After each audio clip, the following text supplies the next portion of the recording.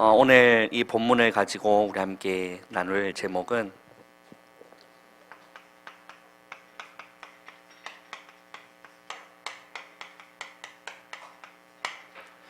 메시아의 별이라는 제목으로 우리 함께 말씀을 나누겠습니다. 동방 박사들이 보았던 그 별이 도대체 뭐길래 그 먼 나라에서부터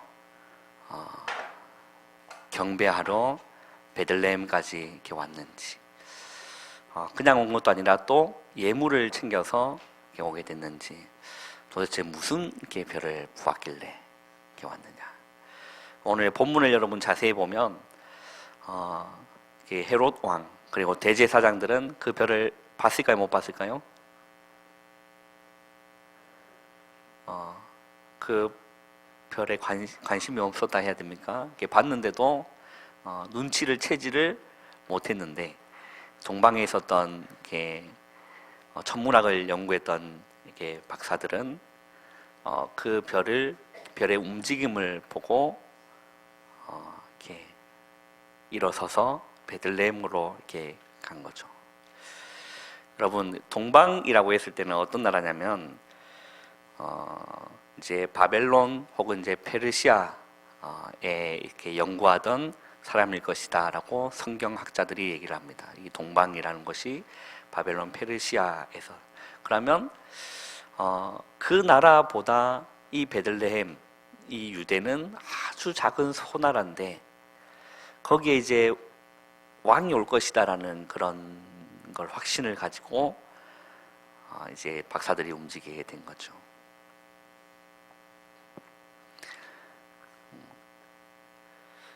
그래가지고 이 지금 박사들이 베들레헴에 와가지고 이렇게 물어보는 겁니다. 2절에 보면 헤롯 왕 때에 예수께서 유대 베들레헴에서 나심에 동방으로부터 박사들이 예루살렘에 이르러 말하되, 뭐라고 물어봤냐면 2절에 보면 유대인 왕으로 나신 이가 어디 계시냐, 태어났다, 어디 있느냐 라고 얘기했을 때 누구한테 물어본 거죠? 헤롯 왕에게 물어본 겁니다. 그래서 우리가 저 먼 동방에서 그의 별을 보고 그에게 경배하러 왔노라 하니, 이 얘기를 헤롯이 듣고 이제 미치기 시작하는 겁니다. 왜 미치기 시작하냐면 자기의 왕권을 잃어버릴까봐 미치기 시작하는 거죠.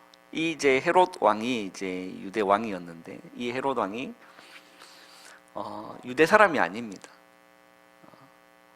정통으로 유대 사람이 아니라 누구의 이제 위에 올라보면 이제 에돔 나라에 있는 건데, 위로 올라가면 그 족보가 누구로부터 나오냐면 에서로부터 나옵니다.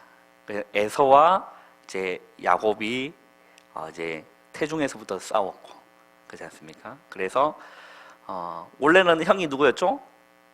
에서였는데 야곱이 뭐였죠? 장자권을 뭐에 팔아먹었습니까? 팥죽 한 그릇에 팔아먹고, 이제 아버지 속여가지고 이제 축복을 자기한테 받고, 이제 그래서 하나님의 언약이 이 야곱을 통해서 이렇게 쭉 이렇게 내려오게 되는 거죠. 그래서 그걸 안 에서가 빡쳐가지고 뚜껑 열렸죠. 이제 죽이려고 한 겁니다. 이제 그게 지금 또 그 예수님 당시도 마찬가지예요. 헤롯 왕이 있을 때 결국에는 누굴 죽이려고 했죠? 자기의 왕권을 노리는 예수를 죽이려고. 어떤 일이 일어났냐면 2세 2살 먹은 이 아이의 모든 애기는 다 죽여버려라, 이래 된 거예요. 실제 죽여버리는 거예요. 근데 하나님 죽게 내버려 두지 않았죠. 피해서. 근데 그것이 이제 성경을 이루게 하기 위해서 하나님 그렇게 하신 그 모든 부분이 있습니다. 그래서 결국 이 헤롯도 이제 결국 죽게 되었지만, 하나님께서 이 지금 동방의 박사들이 이렇게 별을 보고 움직였다. 도대체 그 별이 뭐길래 이 별을 보고 움직였냐?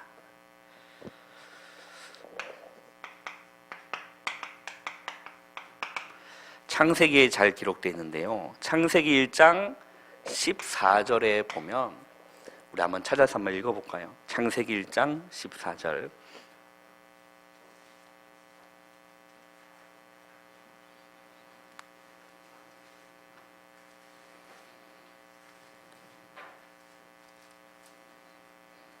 읽어보겠습니다. 시작.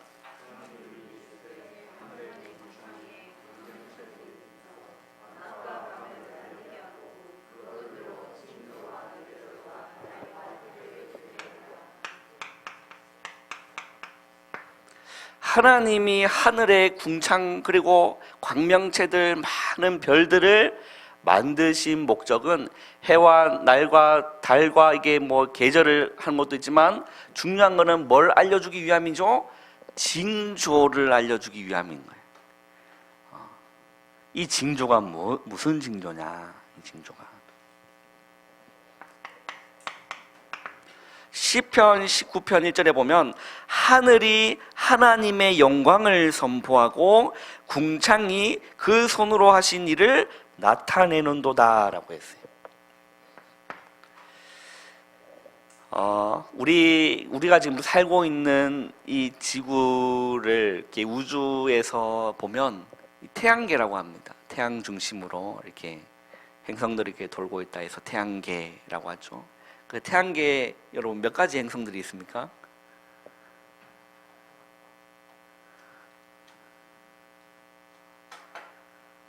태양이랑 제일 가까운 게 무슨 행성이요? 태양이랑 제일 가까이 붙어 있는 행성이 수금, 그 다음에 우리 옛날에 많이 외웠는데 그죠? 이렇게 갑자기 또 생각이 안 나요. 수금 다음에 지구예요? 네, 네네네네, 그렇죠. 네. 수성, 금성, 지구, 이렇게 쭉쭉 잘 모르겠습니다.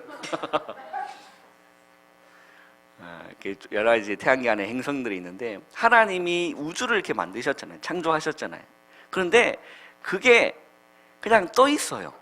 떠 있고 자기의 가는 길이 있어. 그 길을 태초부터 시작해서 만들어진 이후부터 지금까지 한 번의 오차 없이 지구는 태양을 1년에 몇 번 돌죠? 한 번 돌고.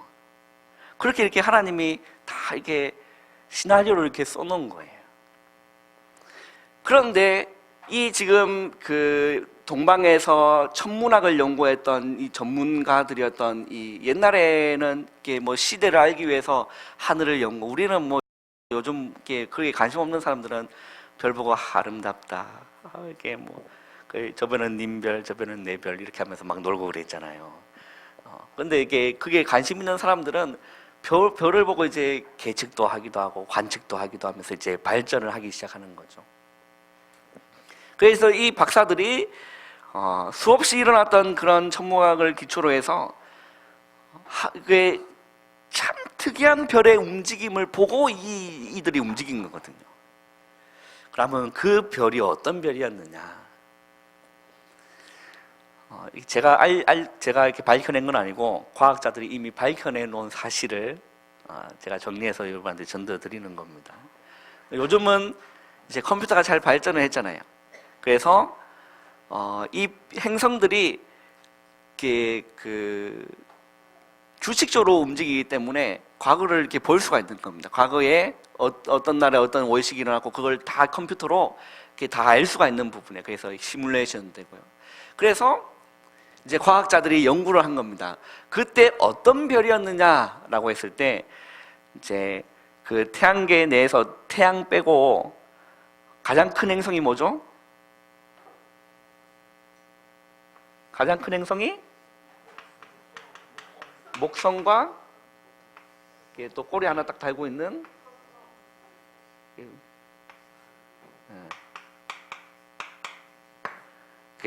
토성이 이렇게 태양계 중심으로 이렇게 돌고 있잖아요.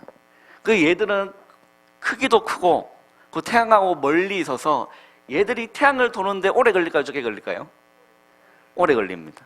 지구는 얘가 한 바퀴 도는데 보면 지구를 보면 너무 방정맞게 빨리 도는 거지. 그죠? 얘들이 봤던 이 별의 움직임이 어떤 거였냐면 목성과 토성이 지구에서 바라봤을 때 일직선이 되는 거예요. 뭐 과학 시간은 아니지만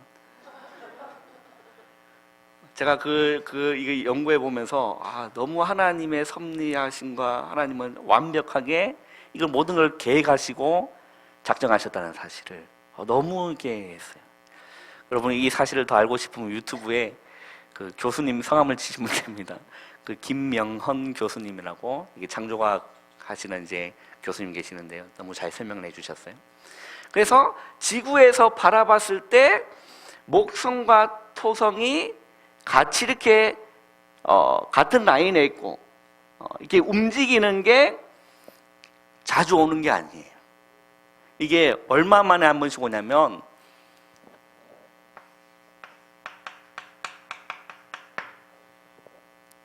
(854년에) 이 둘이 만나는 거를 지구에서 관측할 수가 있어요. 그러면 우리가 한번 태어나서 이걸 보고 다시 한번 보려면 많이 버텨야 되는 거죠. 그 예수님이 태어날 당시에 이 일이 일어났다라는 겁니다. 이거에 이제 하나님께서는 오실 징조를 이렇게 이 별들을 통해서 이렇게 설명을 해주신 거죠. 그래서 동방에 있는 박사들이 이거는 엄청난 왕이 태어날 것이다라는 확신을 가지고 박사들이요 예물을 가지고 베들레헴으로 간 겁니다. 이놈아 이제 별 따라 간 거죠.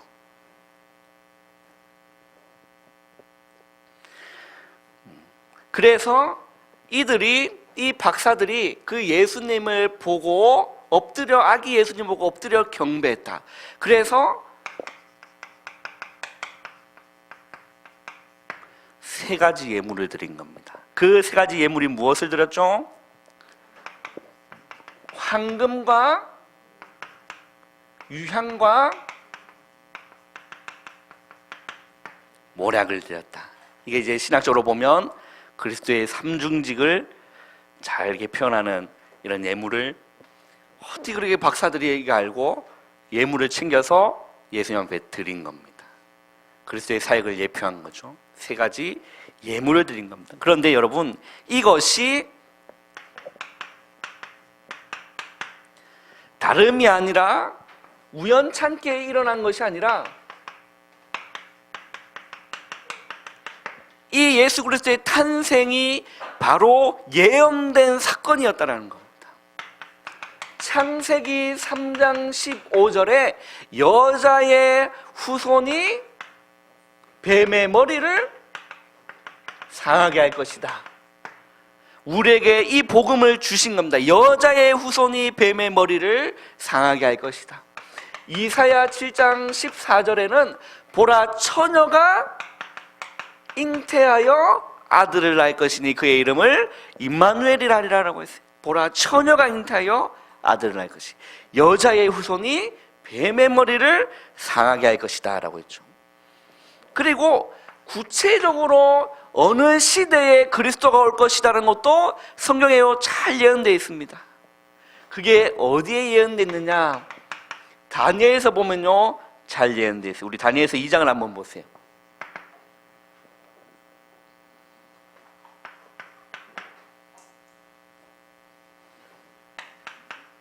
다니엘서 2장 우리 한번 보겠습니다. 다니엘서 2장에 보면 잘 표현되어 있습니다.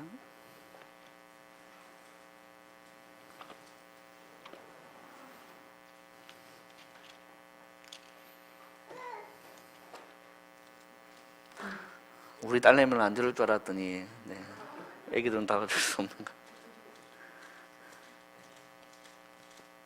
다니엘서 2장을 한번 보세요.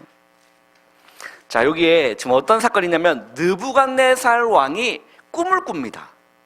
그 내용이에요. 지금 다니엘서 2장의 그 내용이 느부갓네살 왕이 꿈을 꾸는데 한 가지 이제 환상을 본 거예요. 그래서 그게 너무 불편해가지고 이제 박수와 무당과 수객들을 지혜 있는 자들 다 모아가지고 내 꿈을 맞춰라. 그리고 이 꿈을 해석해라. 그래, 꿈 내용도 말하지 않고 맞춰라 이러는 거예요. 그래서 맞추지 않으면 너희 다 일자리 잃게 만들 거야. 다 죽여버릴 거야. 라고 해서 그거는 이제 그 있는 사람들이 하나도 못 맞췄어요. 그래서 많은 사람이 이제 죽게 되었는데 그때 이제 다니엘이 뭔 일이냐 싶어서 물어보니까 이러이러하다. 그러면 나를 왕 앞에 세워달라. 그래서 다니엘이 왕에 가서 이제 이거는 하나님이 이렇게 하신 거기 때문에 나에게 시간을 주시면 내가 그 꿈을 해석해 드리겠다. 다니엘이 그렇게 얘기를 한 겁니다.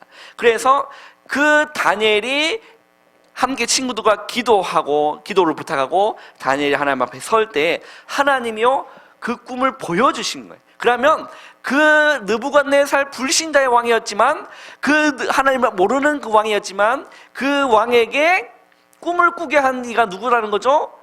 하나님이라는 거예요. 그럼 그 꿈 내용이 뭐냐?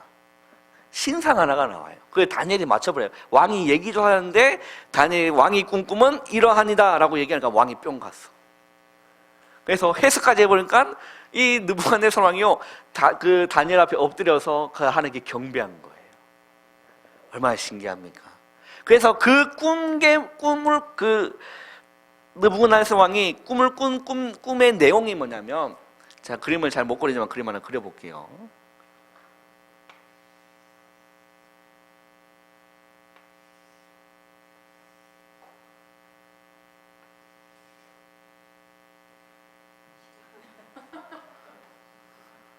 목사님 잘 그리실 텐데 이런 사람 못 받아가지고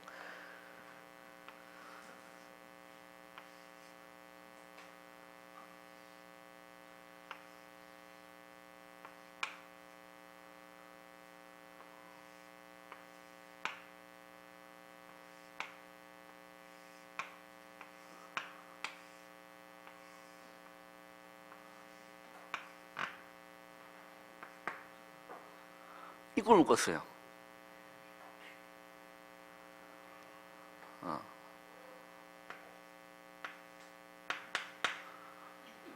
이 꿈을 꾼 겁니다.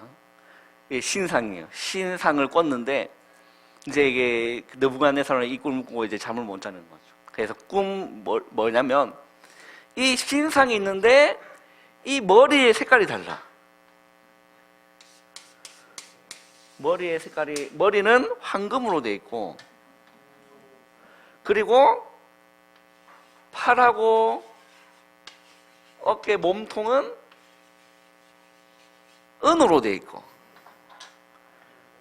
그리고 허리부터 여기 이제 여기 무릎 위에까지는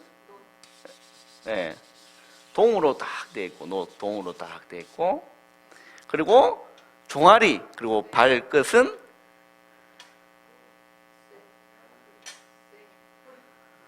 쇠로 되어 있습니다. 그리고 이제 여기는 진흙하고 이제 섞여 있었죠. 근데 이런 꿈을 꾼 거예요. 하나님이 이걸 사인을 이제 허락하신 겁니다. 그래서 이제 다니엘이 이걸 가지고 이제 푸는 거예요. 자, 이 머리는 느부갓네살 왕을 얘기한다. 하나님이 그의 능력과 권능과 다스림을 주셔서 그 왕이 지금 엄청난 이제 권력을 이제 다 가지게 되었다. 그런데 왕 다음에 이 금보다 못한 한 나라가 또 세워질 것이다. 그래서 이거는 바벨론이에요. 그리고 은으로 만든 한 나라가 세워질 건데 이거를 바사, 페르시아라고 합니다. 그리고 그 밑에 이제 그 노스로 동으로 만들어진 이거는 무슨 나라냐? 무슨 나라 같아요? 세계사를 공부해 보신 분들은 이게 무슨 나라냐면 이제 헬라, 이제 그리스 이 나라가 이제 세워서 여기서 유명한 사람이었던 이제 알렉산더가 딱 장악하게 되는 거죠. 그리고 이 이제 높보다 못한 이제 새 나라가 일어날 것인데 이 새 나라는 누굴까요?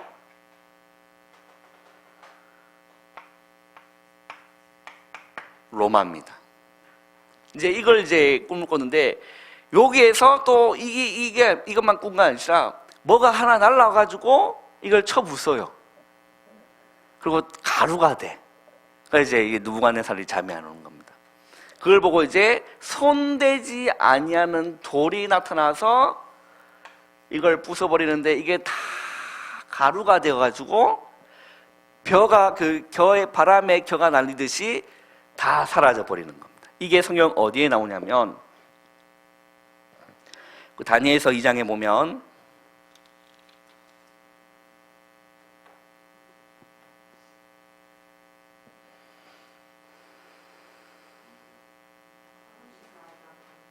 네. 그 34절에 보면 자 한번 읽어보겠습니다. 시작.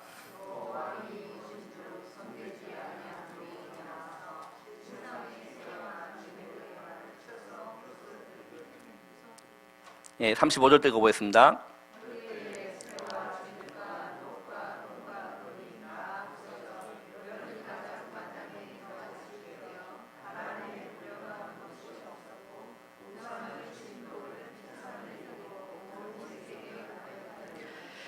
자, 또 왕이 보신즉 손대지 아니하는 돌, 예전 성경에는 뜨인 돌이라고 되어 있습니다. 그래서 손대지 아니한 돌이 나와서 신상에 쇠와 진흙의 발을 쳐서 부서뜨린다. 그래서 35절 보면 그때에 쇠와 진흙과 녹과 은과 금이 다 부서져 여름 타작마당에 겨같이 되어 바람에 불려간 곳이 없었고 우상을 친 돌은 태산을 이루어 온 세계에 가득하였나이다 라고 했어요. 자, 그러면 이 돌이 무엇일까? 여러분, 이 돌이 무엇일까요? 그렇죠, 예수 그리스도입니다. 그러면 어디 시대에 예수님이 태어날 것이다? 로마 시대에 예수님이 태어날 것이다가 성경에 예언되어 있었다는 겁니다. 근데 이게 성경에는 로마라고 표기가 안 돼 있어요. 그런데 역사를 공부해 보시면 이게 로마라니까. 이게 바벨론이었으면 페르시아, 이제 헬라, 로마, 근데 이렇게 된 거죠. 그래서 이 역사상 보면 가장 강국했던 그 제국이 로마입니다. 여러분, 이 강도를 보시면 뭐가 제일 강할 것 같아요? 금이 강합니까? 쇠가 강합니까? 네, 순금은 이빨로 물으면 이렇게 찍히지만 쇠는 이빨로 물었다가 이게 이빨 나가죠. 네, 제일 강한 왕국이 로마였습니다. 엄청난 시대였죠. 그때 예수 그리스도께서 손대지 아니한, 그 말은 사람으로 만들어진 것이 아니라는 겁니다. 하나님께서 보내신 예수 그리스도께서 이것을 쳐서 다 무너뜨릴 것이다. 그래서 성경 보세요. 얼마나 은혜롭습니까? 우상을 친 돌은, 35절 보세요. 우상을 친 돌은 뭘 이룬다고요? 태산을 이루어. 어디에요? 온 세계에 가득하리라. 여러분, 영원할 것 같아서 바벨론 시대 무너졌어요. 영원할 것 같았던 페르시아 무너졌어요.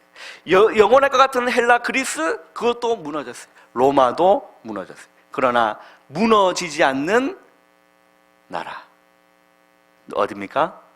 하나님 나라. 그리고 한번 보세요. 44절에 보면, 우리 44절 한번 읽어보겠습니다. 시작. 시대에 하늘의 하나님이 한 나라를 세우리시리니 이것은 영원히 망하지도 아니할 것이요 그 국권이 다른 백성에게 돌아가지도 아니할 것이요 도리어 이 모든 나라를 쳐서 멸망시키고 영원히 설 것이라. 45절. 손대지 아니한 돌이 산에서 나와서 새와 녹과 진흙과 은과 금을 부서뜨린 것을 왕께서 보신 것은 크신 하나님이 장래 일을 왕께 알게 하신 것이라. 이 꿈은 참되고 이 해석은 확실하나이다 하래.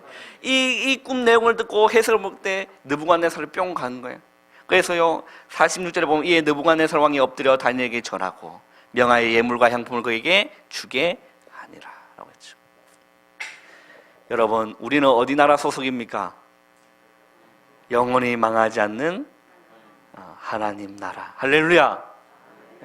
그 돌이 그 우상을 쳐서 그 돌이 뭘 이루었다? 태산을 이루었다. 그리고요 온 세계에 가득하다라고 했어요. 맞잖아요. 35절 보세요. 우상을 친 돌은 태산을 이루어 온 세계에 가득하였다. 예수님을 그리스도로 믿는 사람들이 세계 곳곳에 일어나는, 지금으로 말하면 뭐가 될까요? 237 복음. 여러분 그걸 한번 상상해 보세요. 나라마다 예수님을 주로 모시고 그리스도를 주로 고백하고 하나님을 찬양하는 나라마다. 아니, 감동이 없습니까? 저는 어제 너무 은혜 받았어요. 이것이 손대지 않은 돌이 예수 그리스도. 그 이 로마 시대에 예수님이 그리스도로 오신 것이 우연찮게 오신 게 아니라 하나님이 태초에 이미 시나리오를 이렇게 딱 그러는 거예요. 그러니까 우리가 이 시대에 목성과 토성이 이렇게 만나서 춤추는 걸 우리가 볼 수는 없어요. 이미 지나갔기 때문에. 그래서 이제 유튜브에 보시면 시뮬레이션 해놓은 게 있어요. 그거 한번 나중에 한번 찾아서 한번 보세요. 이제 그 동방의 박사들이 그걸 보고 좋은 거죠. 그 메시아의 별이었다라는 겁니다. 자, 그래서 하나님이 원하시는 것은 다른 것이 아닙니다.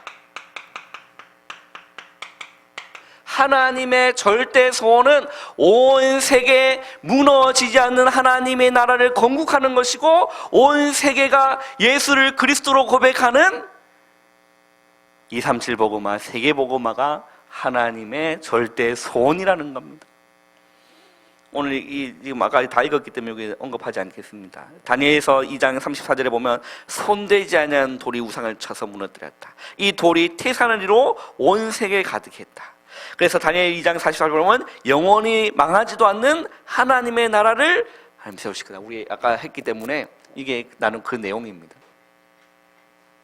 오늘 또 중재원이 있기 때문에 빨리 맞춰야 우리 여러분들이 은혜 되겠죠. 자, 우리 세 번째 보시면, 그러면 이제는 남아있는 한 가지가 있습니다. 그게 여러분 무엇입니까? 하나님의 말씀이 이제 뭐만 성취되면 되죠? 뭐만 성취되면 됩니까? 그렇죠. 예수 그리스도의 재림만 남아있습니다. 이것도 성경에 예언되어 있었다라는 겁니다. 자, 예수님의 재림이 언제 오느냐? 누가복음 21장 우리 한번 찾아서 한번 읽어보겠습니다. 누가복음 21장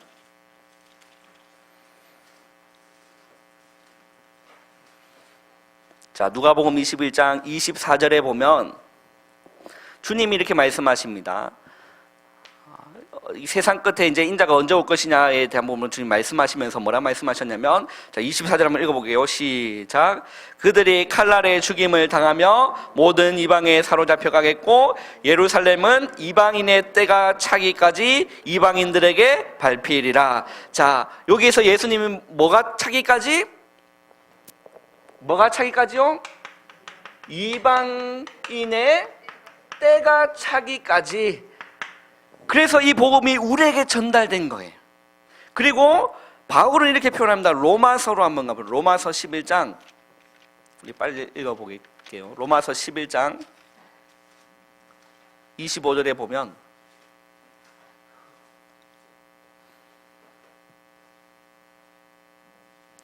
로마서 11장 25절 읽어보겠습니다. 시작.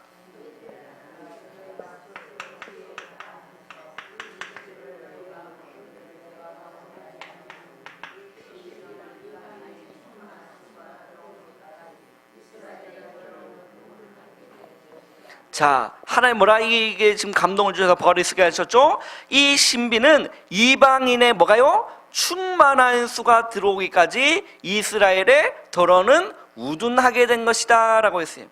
자, 그리하여 26절 보면 그리하여 온 이스라엘이 구원을 받으리라 라고 되어 있죠.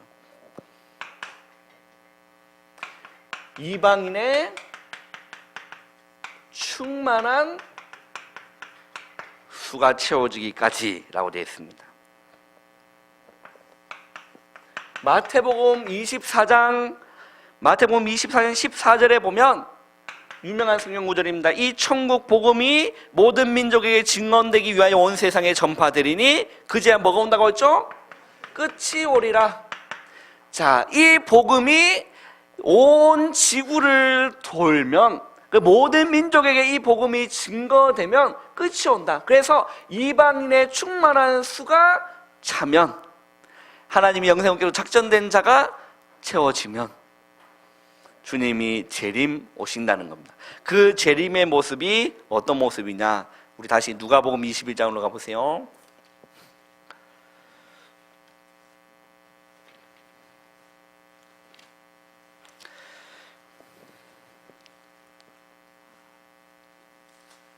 누가복음 21장 25절 한번 읽어보겠습니다. 누가복음 21장 25절 시작. 자, 1월 성신에는 징조가 있겠고 땅에서는 민족들이 바다와 파도의 승난 소리로 인하여 혼란 중에 공고하리라. 26절 사람들이 세상에 임할 일을 생각하고 무서워함으로 기절하리니 이는 하늘의 권능들이 흔들리겠습니다. 27절 그때 사람들이 인자가 구름을 타고 능력과 큰 영광으로 오는 것을 보리라. 이게 예수님의 재림의 모습입니다. 이게 하늘에는 뭐가 있다는 거죠? 1월 성신에는 징조가 있을 것이다. 그게 세상 끝이라는 겁니다. 땅에는 민족들이 바다와 파도와 승난 소리로 인하여 혼란 중에 공고하리라. 사람들이 세상에 임할 일을 생각하고 무서워함으로. 어떤 일인지 여러분 그림 그려주십니까? 그래서 사람들이 뭐 했다? 기절했다. 그때 예수님이 뭐 타고요? 그때 사람들이 인자가 구름을 타고 능력과 큰 영광 오는 것을 보리라 라고 했습니다. 예수님의 재림이 기다리고 있는 거죠.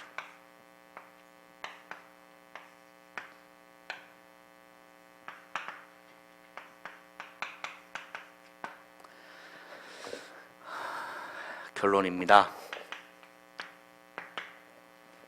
자, 그러면 우리는 무엇 해야 됩니까?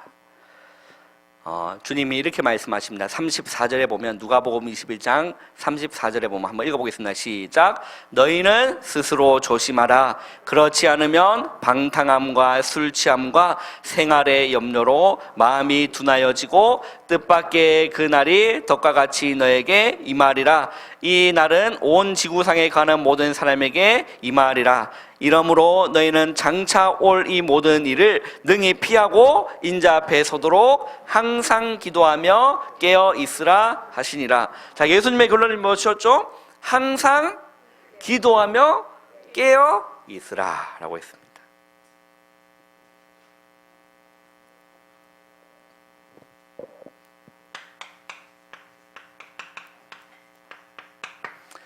깨어 있어야 됩니다. 오늘 우리 목사님 주신 말씀처럼 우리는 그리스도를 어떻게 배우지 않았죠? 그같이 배우지 아니했다라는 겁니다. 그래서 우리는 그리스도를 어떻게 배워야 합니까? 바로 배워야 돼요. 바로 배워. 우리의 잘못된 옛 자아들이 죽어지고 정말 하나님 앞에 완전히 깨어서 서 있는 우리 예수생명교회 되시기를 주님의 이름으로 축원합니다. 그래서 우리는 주님 오시는 그날까지 어떤 일이 일어나서도 당황하지 마시고 기절하지 마시고 주님 언제 오실지는 우리는 아무도 모르지만 그런 징조가 있겠다라고 이렇게 주님 말씀하셨습니다. 그래서 우리는 항상 주님 앞에 깨어 있어서 우리 있는 위치에서 우리에게 주어진 환경에서 우리에게 주어진 삶의 터전에서 오직 그리스도의 복음을 증거하고 전하는 저와 여러분 되시기를 주님의 이름으로 축원합니다. 우리 찬양 우리 고백하겠습니다. 찬송가 123장 찬양 드리겠습니다. 저들 밖에 한밤중에